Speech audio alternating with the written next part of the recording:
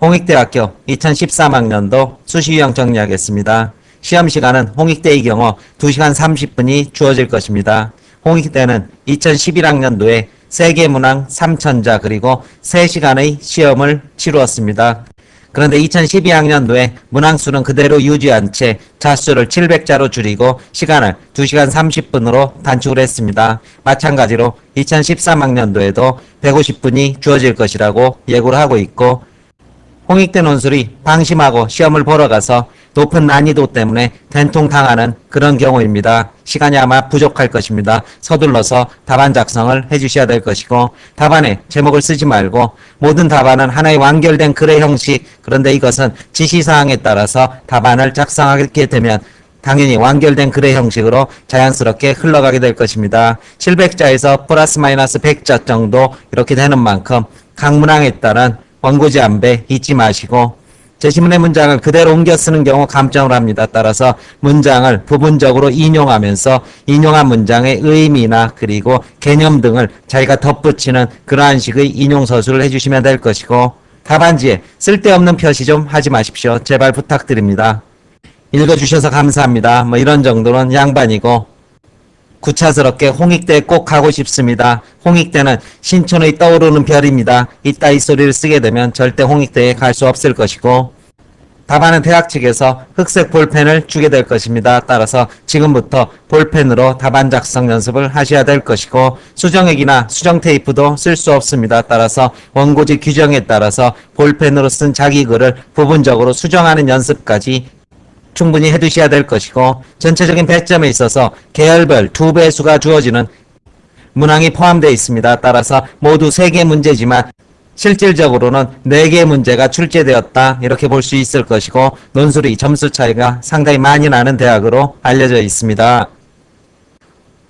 홍익대 논술은 3개 문항이 주어질 것이고 난이도는 상에 속합니다. 따라서 서강대 못지않은 난이도를 보여서 답안을 채우지 못한 학생이 상당수 있는 것으로 제가 알고 있습니다. 영어와 수리가 출제되지 않고 도표도 지금까지는 별다른 출제가 없었습니다. 서술 방향은 독해 그리고 독해 적용 그리고 마지막 3번에서 자신의 견해를 서술하는 그런 부분까지 확대되는 경우가 있었습니다.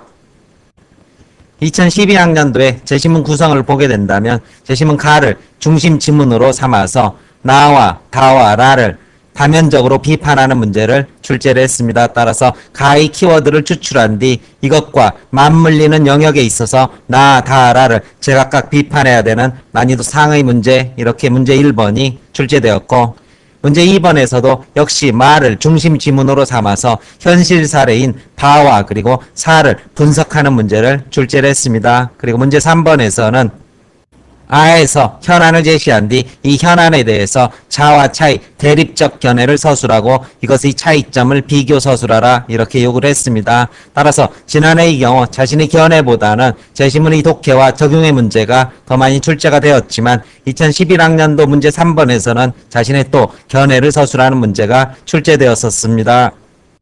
일단 2012학년도 홍익대 기출문제를 먼저 보겠습니다. 아마 이미 이 문제를 써본 학생들은 이 문제가 어떻게 전개되어서 구성의 형식을 갖춰야 됐는지 한 번 더 정리를 하시기 바랍니다. 문제 1번에서는 제시문 가에 나타난 시각을 토대로 나다라를 비판하라 이런 요구를 하고 있습니다. 따라서 제시문 가의 핵심 쟁점을 150자 정도 서술하고 나신 뒤 제시문 나 그리고 다 라를 순차적으로 비판하되 이것의 비판의 키워드가 전부 제각각 달리 적용돼야 한다. 따라서 다면적 비판의 성격을 가지게 될 것입니다. 따라서 가에서 나를 비판할 때 바라보는 시각과 가에서 다를 비판할 때 활용되는 키워드, 그리고 가에서 라를 비판할 때 역시 활용되는 키워드가 서로 달라지는 그런 비판의 전개 양상이 이어져야 할 것이고, 각각의 경우 200자 곱하기 3, 그래서 600자 서술에 150자가 더해지는 그러한 구성을 해주시면 될 것입니다. 문제 2번에서도 제시문 말을 중심 지문으로 두고 있습니다. 따라서 이것의 개념 요소에 대한 서술 150자, 이를 토대로 바와 사에 대한 개별적 분석 200자 그리고 200자, 마지막으로 개인과 집단 지성 간의 종합적 서술이 맺은 말 200자, 이런 식의 구성을 해주시면 답안 전개가 될 것이고, 독해 내용을 현실 사안에 분석, 적용하는 능력을 평가하는 문제로 판단할 수 있을 것입니다. 문제 3번에서는 제시문 I의 내용을 토대로 역시 제시문 R가 현실 사안이 될 것이고 이 현실 사안에 대한 해법의 과정에서 자와 차이 이런 대립적 견해가 갖는 의미를 비교하라 이런 요구를 하고 있습니다. 따라서 대립견해의 비교 분석의 문제 이것이 문제 3번의 핵심적인 요소가 될 것이고 이때 비교를 할 때 자와 차를 끊임없이 맞물려서 서술하려고 하지 마시고 자의 핵심적인 내용과 이로 인해서 초래되는 순기능, 역기능 그리고 차의 핵심적인 내용과 이에 따른 순기능, 역기능 등을 차분하게 정리해서 한눈에 파악하도록 답안 전개를 해주시는 것이 현명할 것입니다. 이제 2011학년도 문제도 함께 분석해 보겠습니다. 문항 1번을 보게 되면 제시문 나다라는 자연과 인간의 관계에 대한 문제를 비판적으로 다루고 있다. 제시문 카를 나다라에 드러난 비판적 관점을 적용해서 논하라 이렇게 요구를 하고 있습니다. 그리고 카는 안의 채식을 제시했던 것 기억하실 것입니다. 따라서 이 채식의 내용은 간단하게 100자 정도로 압축을 하고 무엇보다 중요한 것이 나와 다와 그리고 라를 통한 이 상황의 해석과 분석 각각 300자 정도 안배를 한다. 그리고 하나 틀릴 때마다 ABCD에서 한 단계씩 아마 내려가는 그런 채점을 했을 것입니다. 따라서 독해를 한 내용을 가지고 상황에 녹여서 탄력적으로 적용하는 다면 논술을 물었던 문제 이것이 문제 1번이었습니다. 문제 2번에서는 사에 나오는 합리성에 대한 시각을 서술하고 이 사가 바로 중심 지문이었습니다.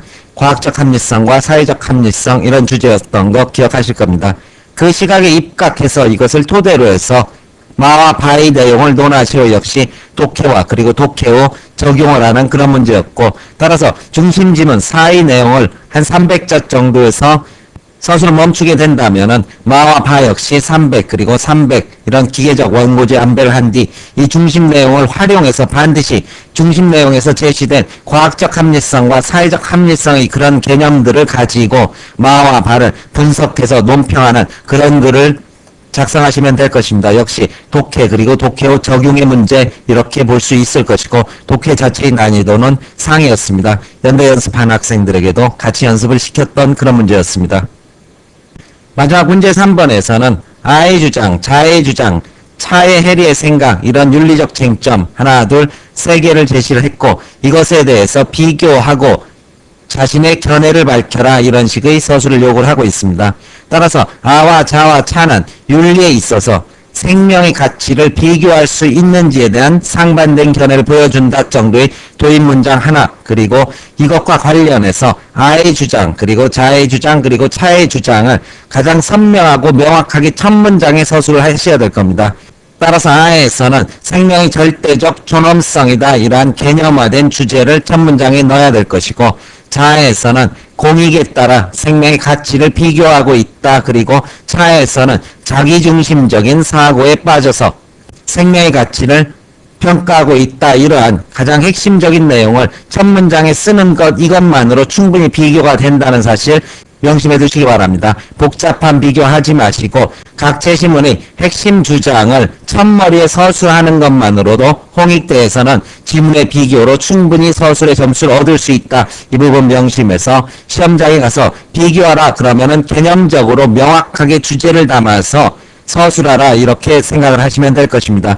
따라서 여기 분량이 한 600자라면 이 중에서 생명은 절대적으로 존엄하다. 이게 법칙론적 윤리설이었고 공익에 따라 비교할 수 있다. 목적론이겠죠. 이 두 가지 입장에 따라서 한 입장을 자신이 택해서 자신의 견해와 주장을 분명히 전개하시는 그런 글을 쓰시면 될 것입니다. 이 과정에서 차이, 자아중심적인 윤리관에 대해서는 비판하면서 그리고 상대 논거를 무엇을 선택하느냐에 따라서 비판하면서 자기 논거를 강화해 가되 원고지 400자에서 500자는 그렇게 적은 분량은 아닙니다. 자기 견해 부분에서는 짧은 예시를 통해서 논거를 보강할 수 있었다. 이 부분이 홍익대에서 작년 문제의 전반적인 흐름을 볼 수 있는 문제의 패턴이었을 것입니다. 작년 모의고사 문항 하나를 더 확인해 보겠습니다. 역시 문제 1번에서는 제시문 가와 마를 주고 집에 대한 시각을 보여준다. 시각을 요약하고 비교하라 이렇게 되어 있습니다. 5개 지문이 되는 만큼 이걸 1대1 혹은 2대1로 비교할 수 없을 것입니다. 따라서 각 제시문들이 말하는 핵심 내용을 어떻게 한다? 첫머리에 쓴다. 이것이 홍익대 비교에서 핵심적인 서술의 방법이라고 말씀을 드렸을 것입니다. 제시문 가에서는 집을 소유의 개념으로 보고 있고 제시문 나에서는 집을 삶의 기록의 과정, 흔적의 과정으로 보고 있고 제시문 다에서는 회상과 그리고 성장의 공간으로 보고 있으며 라에서는 유의의 공간 그리고 환상의 공간이었으며 마에서는 사랑과 정착의 공간이었다. 이렇게 첫머리에 쓰는 것만으로도 충분히 비교 서술이 가능하게 된다. 이 부분에 대한 이해를 반드시 하셔서 비교하러 갔을 때 오히려 간편하고 마음 편하게 쓸 수 있다. 단 무엇을 하라? 개념화를 하라. 이 부분을 명심해 두시기 바랍니다. 역시 문제 2번에서는 I 주장에 입각해서 중심 지문입니다. 같은 패턴이었죠. 바와 사가 기술하는 현상을 분석하라. 중심 지문을 가지고 두 현상을 분석하라. 역시 300, 300, 300 이런 정도의 분량함배를 해주시면 되는 독해의 적용 문제였습니다. 마지막 문제 3번에서도 카의 입장에서 자와 차를 비교 분석하라. 역시 독해의 그런 적용 문제를 출제를 했고 이때 모의고사에서는 자신의 견해 서술은 없었다는 것이 특징적이었을 것입니다. 따라서 홍익대의 지시사항을 간략하게 정리를 하게 된다면 비교하라, 중심 지문에 입각해서 해석하고 혹은 논하라, 그리고 하나의 상황에 대해서 각각의 제시문별로 이것을 분석하고 평가하라, 이런 식의 독해 적용이 많이 출제가 됐고 여기에 플러스 견해를 서술하라 이 문제까지 선보인다는 것, 이 부분에 대해서 무엇보다도 시험장에서 지시사항에 따라서 원고지를 먼저 끊어놓는다. 그리고 각 지시사항의 핵심적인 주제를 첫 문장에 쓰고 주어진 원고지 분량까지 왔을 때, 자기가 끊어놓은 원고지까지 왔을 때 서술을 멈추고 그리고 그 다음 단계로 넘어간다. 뭐 학생 여러분들이 얘기를 하다 보면은 이 얘기를 하다가 중간에 끊어버리면 비약이 생기지 않느냐 뭐 이런 얘기를 하는데 그거 다 헛소리입니다. 그런 거 아니고 필요한 것의 답안의 내용이 무조건 답 속에 들어가야지 그것이 정당한 평가를 받습니다. 그래 뭐 유기적 완결성 뭐 그런 거 있는 건 좋은데 유기적 완결성을 위해서 잡다한 얘기 다 늘어놓다가 정작 문제에서 물어본 지시사항에 대한 답변을 빠뜨리게 된다면 답안지는 곧바로 폐기 처분이 된다. 이 사실을 명심해 두시고 독해 그리고 독해 적용에 따른 원고지 안배, 이것을 반드시 시험장에서 제일 먼저 원고지 안배를 해달라, 이것을 당부 말씀으로 드리겠습니다. 홍익대학교 캠퍼스입니다. 그동안 수고 많으셨습니다. 시험 잘 보시길 바랍니다.